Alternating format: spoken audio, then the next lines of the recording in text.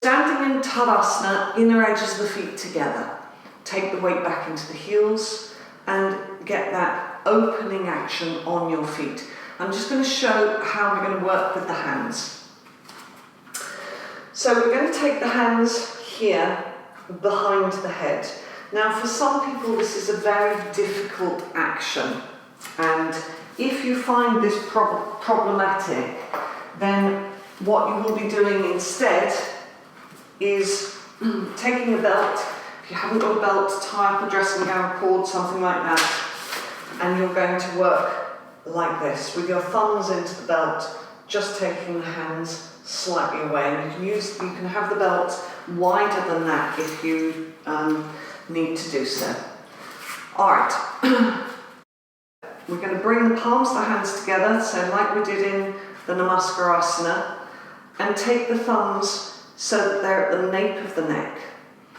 Press the hands together, bring all your fingers together, but keep your thumbs apart. Now take the ribs back, take your navel back, and lift your arms up. Elbows up. Don't poke your ribs forwards to get that action. Elbows up.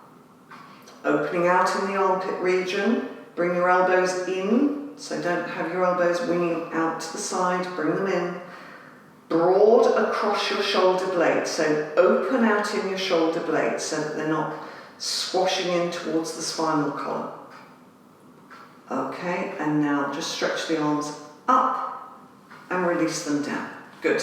People with the belt on, you can take the belt off. We're coming now into Vimanasana. I'm going to use a brick here for the hind heel.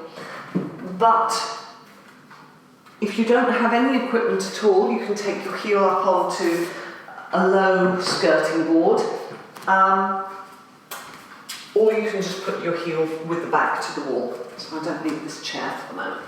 Just move that out of the way.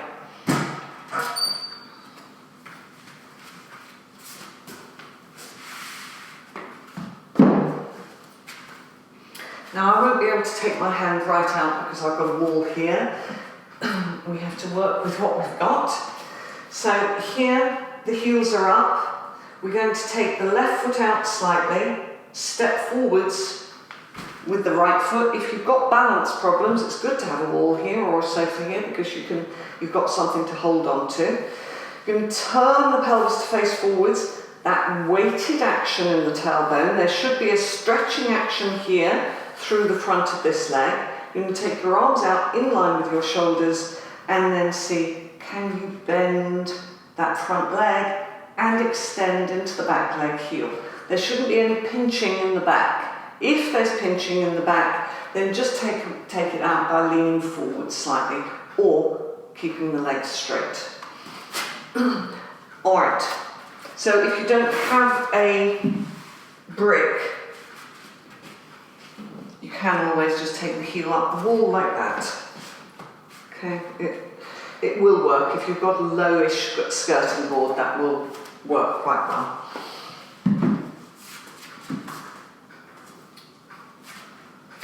Heels up, hands on the hips, left foot turns out. Step forwards with your right foot. Turn the pelvis to face towards the narrow end of your mat. Now, straighten your back leg and weight down with your tailbone. Imagine you've got a 25 kilogram weight onto this tailbone, pulling it towards the floor. You'll feel when you get that action that it stretches much more through here.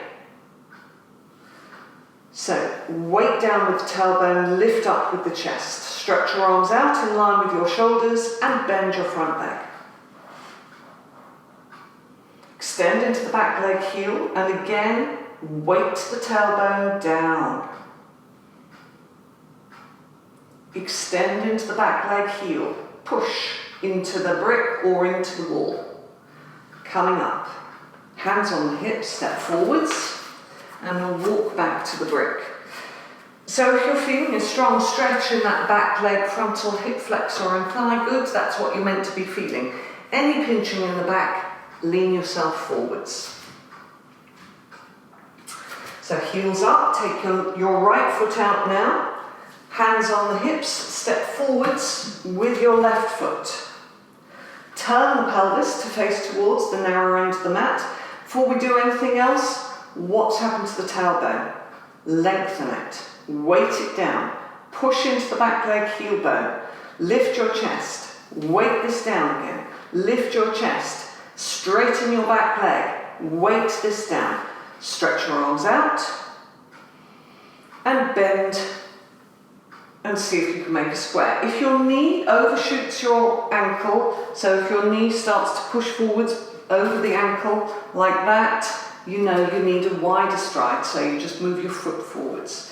Extend the arms out, weight that tailbone down, push into the back leg heel, lift your chest, breathe, fine inhalation, fine exhalation through the nostrils, and then straighten the leg, step forwards to come out of the pose.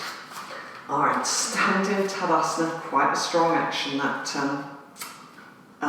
when we're working in that way. Extend down into the fingertips, lift it up with the chest and breathe. Okay, so if you don't have foam pads for Malasana, you can roll up a blanket or you can roll up the front edge of your mat, like that. Now, if you're working in this way, you do need to have something to sit on because it's really difficult to launch yourself off. So if you haven't got equipment, you would take a folded towel or blanket or a cushion behind. You would sit on that. You bring your heels up onto your rolled mat. You'd lift up, take the legs out, come forwards and stretch forwards. Those who have foam pads,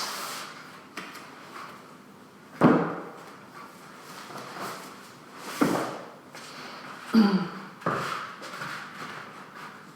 can set them up like this, and if that's not enough height, you put another foam pad or some bricks on top, because it's quite tough getting up from this. So I'm just showing at this stage, just watch the screen.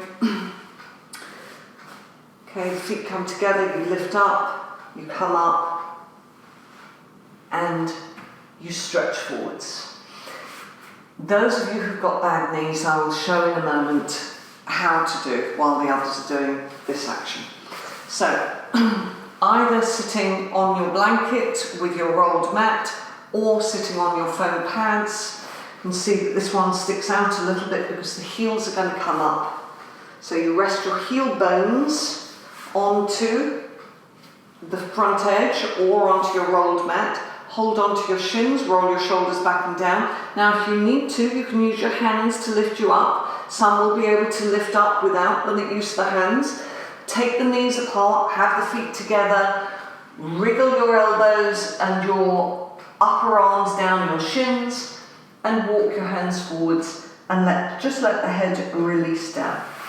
Those who have difficulties with knees, take a chair,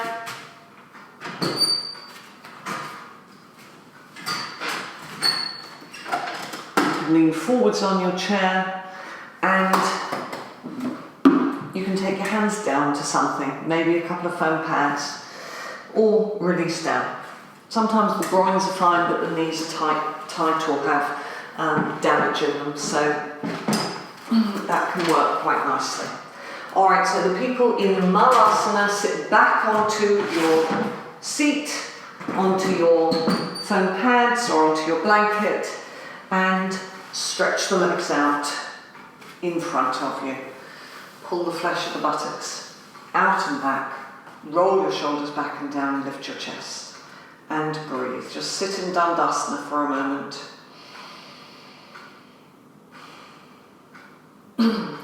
Alright. Coming now into a kneeling position, but we're going to tuck the toes under for this. can be very uncomfortable if your soles of your feet are tight.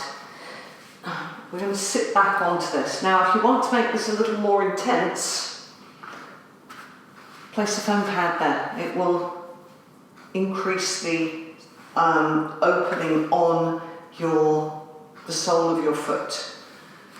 And use your fingers to open your toes out. So those little toes need to be involved in this. Sometimes they can get left behind.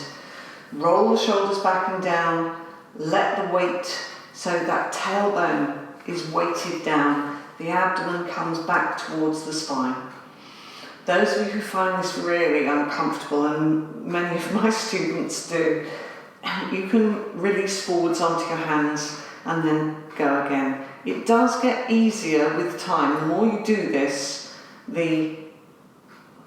easy maybe isn't the right word, but the more accessible it becomes. Okay, so we're not in here for very long. You'll be glad to know, I'm sure. We're going to take that out. We're going to come for Ustrasana now. You can either full fold your mat or you can kneel onto a blanket. I'm going to kneel onto a blanket because it's a little bit quicker. And I'm going to show from behind. I'm using a bolster on my heels. So if you don't have a bolster, get a couple of cushions, a couple of pillows to put onto your heels.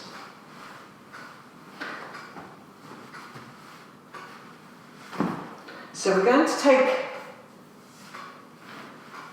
something onto the heels, you'll weight down with your tailbone, lift up with your chest, and take your hands back. Now there shouldn't be any pinching in your back. If you do this and your back pinches, then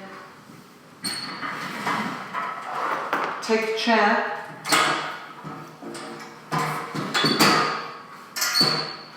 and just work with your hands onto the seat of the chair, so you get that lift in the chest. If the back pinches, then you're using too much of the lower part of your spine, and you have to work a little bit more on that upper back, so that the lower back isn't being compromised by this. It's not going to do you any favours if you're working with back pinching in this action. Alright, so actually I'm going to show from the side with this. So if you full fold your mat, you will have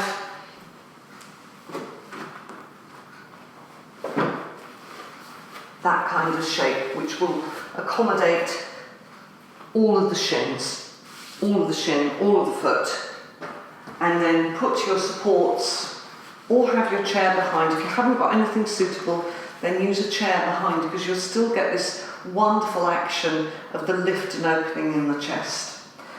So from here, lift your chest. Don't be tempted to lean back with your thighs to take your hands onto your bolster. This area here needs to be soft. We have a tendency to want to grip it, so relax this area. Tailbone long, frontal pelvic bones lifted, roll your shoulders back and down, put your hands onto your sacrum, thumbs onto your sacrum. Lift your chest. If there's neck difficulties, don't look up, don't look back, just keep looking forwards, but lift your chest, roll your shoulders back and down. So if your neck is uncomfortable, or if it makes you feel very vulnerable taking the head back, then just stay looking forwards. Otherwise, coil. Bring the thumbs to the gluteal crease, coil the upper back. Keep your thighs vertical, take your hands onto your bolster. Don't stop working here. Lift your breastbone. Imagine there's a fist into the dorsal spine between your shoulder blades. Push that up. And releasing, and sit down onto your bolster if you've got your bolster there. Otherwise you can sit onto your heels and breathe.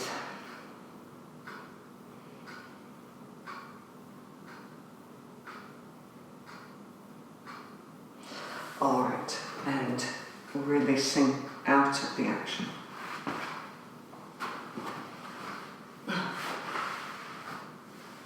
We're just going to come into a Tadasana twist now.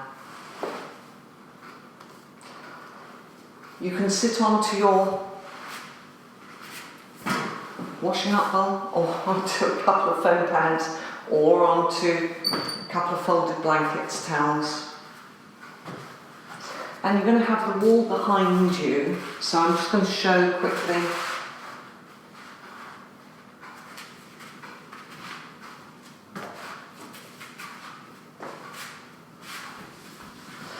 So we're going to turn, and you can see I've got a little ledge here, so that works really quite well, because I'm just getting this action. This tends to happen, so you've got to stretch and lengthen that leg that you're turning towards. So we're going to go to the right side first of all. Get yourself so that your foam pads are about a foot, 30 centimetres away from the wall, or your washing up bowl if you're sitting on that. Move the flesh of the buttocks out and back. Now take your left hand and place it to the outside of your right thigh. Note where your feet are. Take your right hand and place it to the wall behind you. If you need to move because you're too close or too far away, then move. So I could do with actually moving out slightly, so possibly a little more than 30 centimetres, maybe 35 might be good, but then I have got quite long arms. Okay, so make sure that that right leg extends, release, lift up and go to the other side.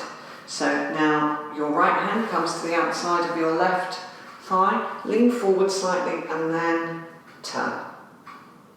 Extend away with your left heel and releasing.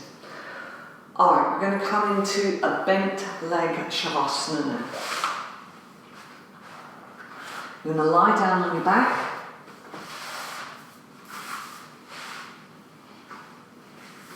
With your legs bent, lift and lengthen the back of the head.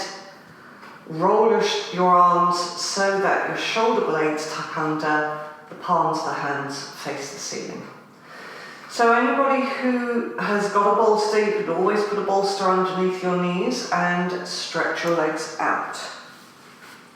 Those who are working without equipment, if you feel that this is not sufficiently relaxing, then take the lower legs onto the seat of the chair or onto your sofa, so that you just let the lower back open and release a little, because after these back bending actions, we need to just keep that area soft.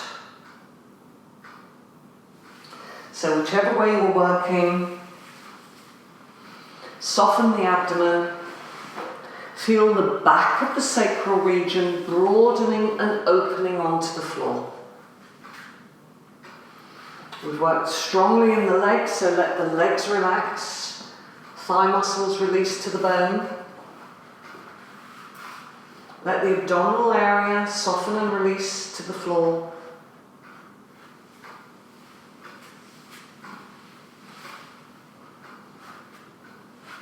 Facial features soften and observe your breath.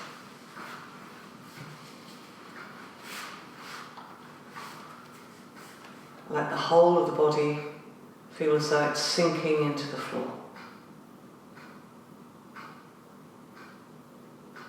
Alright, so those who wish to stay in this pose, it's very beneficial, particularly after quite a strong practice like this, to stay a little bit longer in Shavasana. Because of technical issues, we have to finish up at this point with the video. So if you wish to stay in your Shavasana, please do stay for a little bit longer. Those of you who are coming out, bend your knees, roll to the right. Without any jerking movements, seat yourself in cross legs onto your supports. Lift your chest, let the head bow down. And now lift your head and gently lift the eyelids. Thank you for joining us today. Hope to see you next time. Namaste.